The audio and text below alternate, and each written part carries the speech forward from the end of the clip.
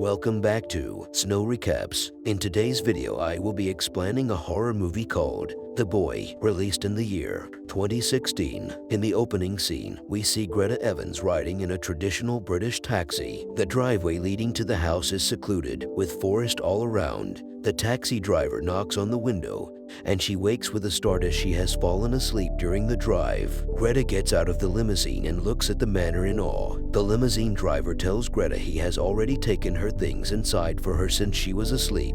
He asks her to go inside and wait in the parlor before he gets in the taxi and drives off. Greta goes into the house and is about to go in before she figures she should take off her shoes. She sets them by the door and calls out. No one is in the parlor and no comes to greet her, but she hears a rustling upstairs, so she decides to check it out. She hesitantly goes up the staircase a bit and calls out again. Along the stairs is a huge painted family portrait of the Heelshires. It's clear they are a very regal family. Hearing nothing, she moves on to a room filled with old-fashioned toys. She picks one up and laughs a bit before being completely startled by a noise behind her. It's Malcolm standing at the doorway. He's the grocery boy that comes weekly to bring produce for the Heelshires. They introduce each other and he asks to have her help in packing the groceries away. They chat and he's obviously already smitten by Greta, but she remains polite. We find out that Greta is an American who has moved to the UK for the first time to work for the royal family as a nanny. He tells her his grandma reads tea leaves and his mother reads palms. When she asks what he reads, he replies with gum. Playing along, she gives him the gum she's been chewing on. He makes a bad reading that doesn't impress her very much. He tries again with a second, saying that she is running from a bad past. This evidently hits close to home, as Greta instantly shudders. He tries to play it off, but Greta pushes past it and asks Malcolm what the Heelshires are like, as no one have made an appearance yet.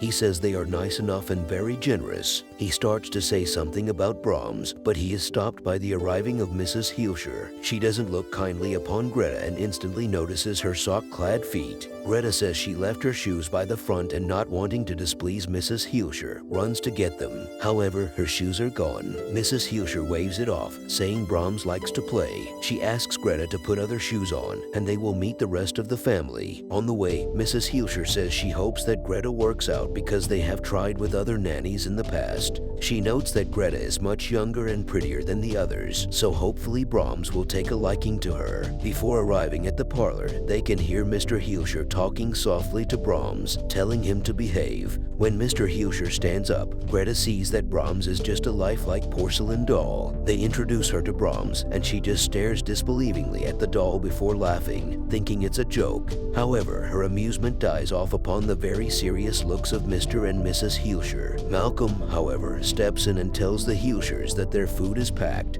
and he will be back next week. He steps past Greta and takes Brahms' doll hand and shakes it, telling him that he will see Brahms next week. Upon the interaction, Mrs. Heelshire smiles dotingly. Malcolm leaves, but not before shooting Greta a look that says just play along. Greta takes the doll's arm and says with a forced smile that she hopes they can be friends. Mrs. Heelshire shows Greta around the kitchen, saying that they never dispose of leftovers. They have a special area that they put in, some sort of portable fridge container off to the side. Mr. Heelshire takes her outside and tells her about the traps around they have to trap vermin. He doesn't think it's necessary, but tells her Mrs. Heelshire is worried about rats in the walls. He also mentions all the windows are painted shut, as in accidentally. At the end of the walk, Mr. Heelshire has a very serious moment with Greta and tells her things are not always what they appear to the outside. It's supposed to reassure her. In the study, Mrs. Heelshire says that music very important to Brahms. During all this, she holds and coddles the doll, which is off-putting to Greta. Mrs. Heelshire puts the needle on the record, and extremely loud operatic music plays. In the bedroom, Mrs. Heelshire tells her that Greta is to wake Brahms up at 7 a.m. every day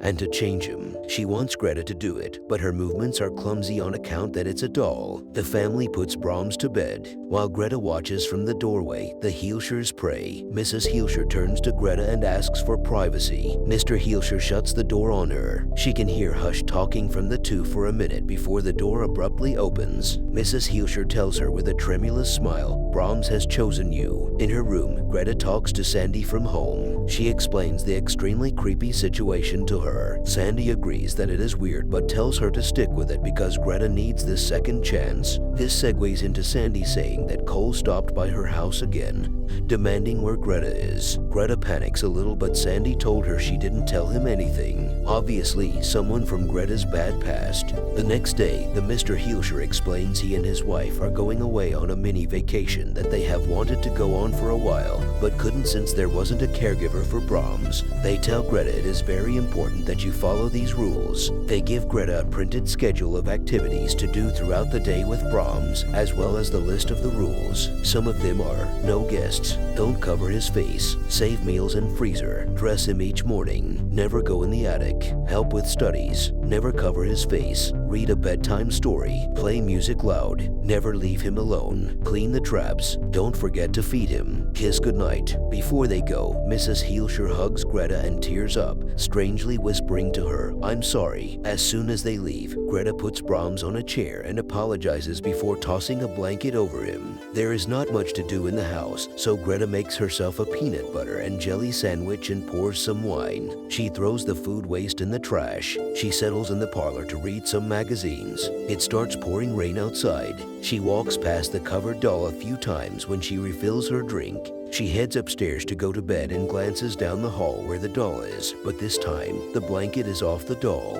She's a bit unnerved and annoyed at her reaction, roughly puts the doll in the bedroom and locks it. Greta goes to bed but wakes upon hearing what sounds like a child wailing. She takes a candle and goes downstairs to check it out. On the way, she stops to look at the portrait and focuses on Brahms's painted human face. She leans in close when an arm shoots out and reels her in. Greta wakes up in a sweat. It was just a nightmare. She hears the muted wailing noise again. She peers in the Brahms bedroom, and the doll is how she left it. She leans in close and sees the doll's cheek is wet, like tear tracks. Greta is officially freaked but notices water dripping on it from a ceiling leak. She laughs it off. She notices an attic in the ceiling when she goes out in the hallway and tries to open it with a large fire poker thing leaning against the wall, but is unable to get the latch to come down. There's a knock on the door and she leaves it be. It's Malcolm, apologizing and also bringing Greta's first week of pay in an envelope. She tells him she wishes he had warned her about the doll, but he tells her he doesn't even know how to explain it. They take a walk outside around the manor and Malcolm brings her to the actual Brahms grave. He lived from 1983 to 1991. Malcolm says not much is known, but Brahms passed away during a fire on his 8th birthday. Soon after, the doll showed up, and Mr. and Mrs. Heelscher have been taking care of the doll this whole time. Greta feels immediate sympathy and notes that Brahms would be Malcolm's age had he lived. She says she can't believe that Mr. and Mrs. Heelscher have been living like this for 20 years. During all this, we get the impression that someone is watching them from the house. Malcolm invites her out of the house tonight to get away from the oppressive manor. Greta is unsure, stating she just got out of a thing, but Malcolm talks her into it. She agrees and they part ways to meet up later. Later, Greta starts to get ready picking out clothing while talking to Sandy. Sandy is happy she's moving on and tells her she needs this. Greta mentions the doll's backstory and Sandy tells her again that she needs the money, which is really generous. Sandy reminds Greta that 1 week's pay is more than what Sandy makes in a week. Sandy also mentions Cole again and how persistent he is being. Sandy reveals that Cole asked Sandy's 10-year-old son where Greta is so he can write and apologize, and her kid told Cole where Greta is in the UK. Sandy apologizes, but Greta assures her she will not read anything from Cole. In Brahms' room, we are focused on his porcelain face, and we realize he can hear everything as there is a system set up where the sound is amplified in his room so the doll can hear everything. Greta is starting to get excited about going out. She sets a coral dress aside in the bathroom along with her necklace before stepping into the shower. As she showers, something removes the dress and pulls the necklace away. Greta gets out, wraps a towel around herself and looks in the mirror. She notices that one end of her hair is a little messed up. Before she can freak out about it too much, she sees that her things are gone. She rushes into her bedroom to see all her drawers opened and all her clothes gone. She hears something and spins around. The attic is open and the stairs are down. She takes the fire poker thing resting on the side and goes up, clutching her towel. As soon as she makes it past, the ladder lurches up and the attic slams shut. She is unable to open it. She hears Malcolm's car pulling up and tries to get his attention. However, she is so far up he cannot hear her. She tries to make noise by banging the iron poker against the walls, but it's far too muted for him to hear. She can barely see him through the thick wooden boards. She keeps trying until he leaves. Dejectedly, she looks around a little in the dark before a figure pops up at her. She is so startled she falls back and knocks herself out. In the morning, Greta wakes. She goes around and sees that the figure that startled her was just a suit that is hanging against the wall. She also sees that the ladder is down and the door open. She calls Malcolm over to comb over the house. He looks at the attic stairs and he barely touches it before it snaps upward and closes. He figures that's how she got trapped up there. They spend some time together and play some pool. They go to the study to talk where she asks more about what Brahms was like. Malcolm isn't entirely comfortable and tells Greta that there is people talk and pub talk, and that the truth is somewhere in between. The people version is that Brahms was a very nice lad. The pub version is that Brahms was very, very off. Malcolm tells Greta about how one time he came over. It was actually Brahms' birthday. Mrs. Heelscher was opening presents with the Brahms doll while Mr. Heelscher was in the study drinking heavily. Malcolm was heading to leave when Mr. Heelscher begs company with Malcolm. Mr. Heelscher was muttering about how he can't go on like this anymore. Malcolm took the opportunity to ask what Brahms, the actual Brahms, was like, and Mr. Heelscher just replied with, "Odd." Malcolm wants her to leave again, but Greta assures him she is all right. He leaves for the night and she heads to bed. She calls Sandy again and leaves a message for her to send more magazines or anything over, as there's no internet or TV or barely anything electronic in the manor. She hangs up and the phone rings again immediately. Thinking it's Sandy calling back, she picks up instantly but just hears breathing. She hangs up. Last night she goes to Brahms's room and sees that all the paper with rules are scattered on the floor and Brahms, laying on the bed, looking at her intensely. She goes close to him and turns his head around the other side when suddenly his head moves on its own. She wakes up and realizes it's all just another nightmare. She hears a little boy weeping, and as she opens the door she sees a pair of her lost shoes she couldn't find earlier. She goes to Brahms's room and notices the doll was not laying down in bed but was sitting straight up. She is horrified. The list of things that she's supposed to do daily with Brahms lays nearby. She goes straight to her room and locks it. She is very scared and fears for her life. She doesn't know what's going to happen to her as she is slowly believing that the doll might be alive. The phone rings, and when she answers it, there's a small tinny voice, like a child, calling her name and asking her to play. She starts crying and screaming. From the bottom of the floor, we see the porcelain feet walking across. Greta watches hysterically as she hears Brahms asking him to come out. She sees something being placed down and after a while goes outside and sees it as a tray with a PB+J sandwich. She picks it up and starts laughing, crying hysterically. She looks across the Brahms open room. She goes to the door and stares at it, and then looks at the list, now knowing what Brahms wants. Over the next couple of days, she takes care of Brahms. She talks to him and makes food for him. She plays his music and pretty much follows the list. We cut to the Heelschers on their trip. Mrs. Heelscher is writing a note to Brahms, apologizing for them leaving him. At the bottom of the letter, it says the girl is yours now. They head to a coastline, picking up rocks and putting it in their pockets. They walk hand in hand, drowning themselves. One day, Malcolm comes over earlier than usual to deliver the food to check up on her. He notices the doll sitting at the table with them. He asks her out again and Greta glances over at the doll, thinking she'd better not. Malcolm takes it in stride and takes Brahms' hand and asks to take Greta out, also playing Brahms' approval in reply. Greta just looks and is not comfortable. She then starts to tell him that Brahms is here. Malcolm doesn't believe her, and she takes him upstairs. Apparently, Greta has been experimenting. She places the doll in a sitting position on the ground in Brahms' room. She takes some chalk and erases her previous lines. She draws a rough outline around the doll. They head back to her room, and Malcolm still thinks it's crazy. She says she got the idea from when he mentioned how Brahms in real life was extremely shy, so the doll will only move behind closed doors or out of sight. They wait a few beats. Greta knocks on the wall, and they go back to Brahms' room. The doll is exactly as she left it. Malcolm tells her it's okay. He believes her. Greta wants to try one more time. She hugs the doll doll and tells him that she needs Malcolm to see it so she will not be alone. She also says that she would have to go if he doesn't move and that she needs Brahms to do this for her. They go back to her room, and when they head back, the doll is gone. Malcolm is shocked. Greta is ecstatic that someone else is experiencing this and that she's not crazy. She hugs him elatedly, and they almost have a moment when she spots Brahms creepily staring at them from behind the door. Greta and Malcolm walk outside the grounds and have a talk. They figure it must be a spirit in the doll. Malcolm is still a bit disturbed, but Greta mentions that she understands the Heelshires more. She explains her past and her long relationship with Cole, who was sometimes abusive. She became pregnant but lost her baby when Cole got violent with her, so she can relate to the Heelshires because they lost a baby too. Malcolm comforts her and they kiss. They go back inside to her room. They start kissing and lie down on the bed, presumably intending to make love. We something watching them through the keyhole, and before things get really far, they hear music from another room interrupting them. They go downstairs and find the doll in the study. Greta figures he is not happy and puts him back to bed. Malcolm is unnerved. He talks to Greta about something 20 years ago that he held back because he didn't want to scare her. There was a girl that would play with Brahms every week. On the day of his death, the girl went missing while they were playing. Afterward, the house burned up and Brahms died. They later found the girl's body in the woods, her skull completely crushed in.